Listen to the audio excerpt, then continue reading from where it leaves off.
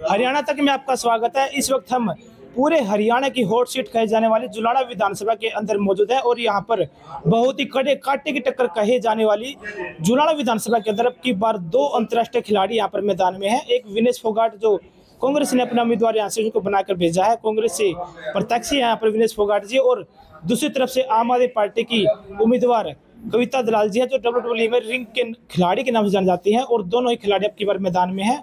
कौन किस पर भारी पड़ेगा और क्या जनता किसको आशीर्वाद देगी ये आने वाला समय बताएगा। हमारे साथ फिलहाल अभी कविता दलाल जी मौजूद हैं, उनसे बात करते हैं कि अब चुनाव किस तरफ जाने लग रहा है और क्या चर्चाएं हैं और किस तरीके से लोग उनको अपनी समस्याएं बता रहे हैं। जी मैम नमस्कार। नमस्कार भाई, सभी दर्शकों को राम राम। मैम चुनाव पिक पर आ चुका है, नामांकन हो चुके हैं, जिन्होंने नामांकन उठाने थे वो भी जा चुके हैं डेट। अब चुनाव बहुत ज्यादा पिक पे जाने लग रहा है, तो अब किस की तरफ है, मतलब आप देख रहे हो कि क्या रुझान है और बात करें तो लोगों की समस्याएं फिलहाल अभी क्या क्या बता रहे हैं। भाई लोगों की समस्याएं एज इट इज खड़ी हैं, जो 50 साल पहले थी उनकी भी समस्या ऐसे ही है। हमारे जुलाना की हम बात करेंगे।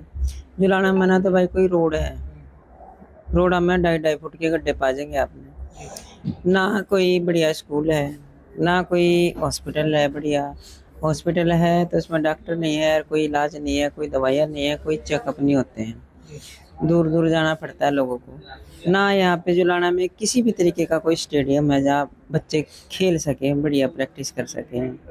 ना यहाँ पे कोई फैक्ट्री है, ना कोई इंडस्ट्री है जहाँ युवा बेचारे अपना रोजगार ढूंढ सकें। न महिलाओं के लिए कोई ऐसी व्यवस्था है, न मान सम्मान की, ना कोई सुरक्षा की। तो हमारा जुलाना तो बिल्कुल पिछड़ा हुआ हल्का कहा जाता है। और वो जब से मीडिया जुलाना में आई है, सच्चाई लोगों ने देख भी ली।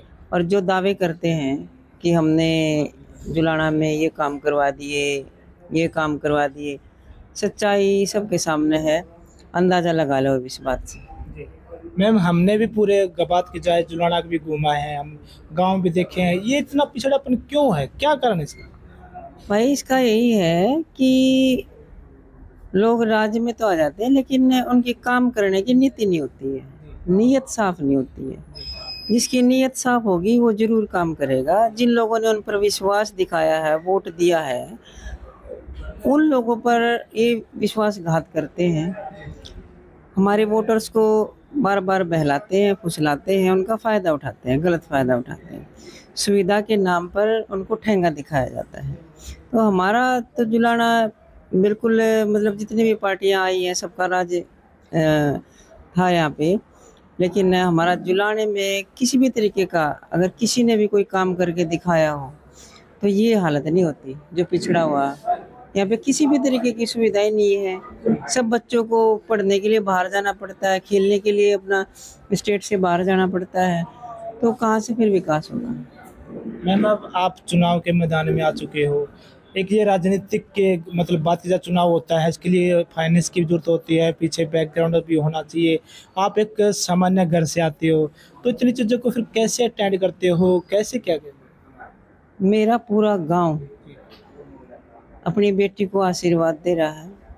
हर तरीके की जितने भी व्यवस्थाएं हैं, गाड़ियां साथ में, काफिला है, सब मुझे नहीं पता कहाँ से हो रहा, क्या हो रहा है, मेरा गांव मिल के कर रहा है सारी चीज़ें।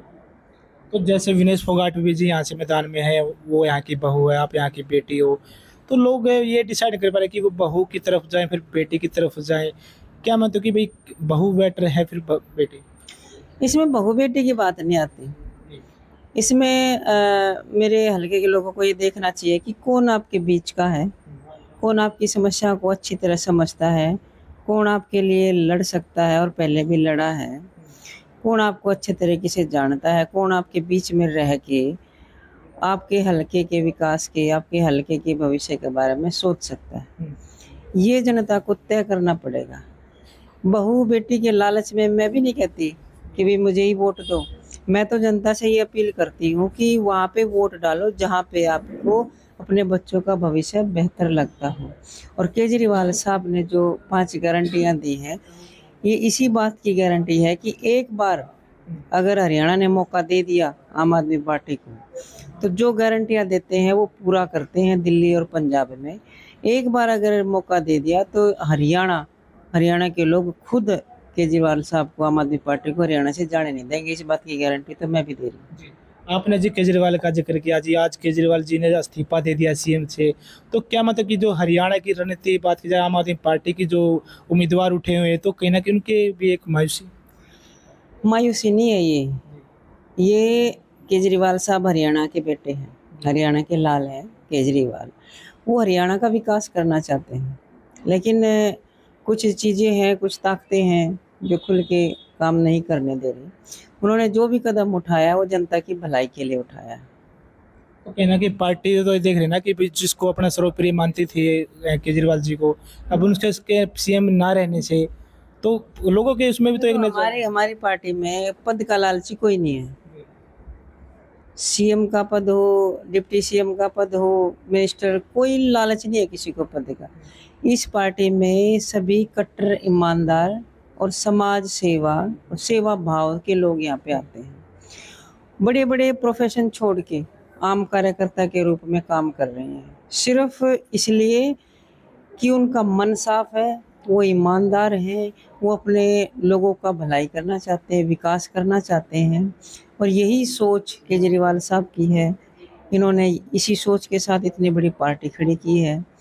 तो सभी लोग जो भी पार्टी में हैं, पद का किसी को किसी तरीके का लालच नहीं है, चाहे सीएम वो रहे या ना रहे, लेकिन समाज के लिए अच्छे काम वो हमेशा करते रहेंगे। जी मैम, बात कर लेते हैं अब धरातल की। तो धरातल पे जैसे अब जुलाना के अंदर चर्चा चले कि विनय के साथ बड़ा काफिला होता है, काफ़ी ट्रैफिक होता है, लोग बड़ी बड़ी बातें करते हैं, तो ऐसे में फिर आप अपने आप को कहाँ देखते हैं?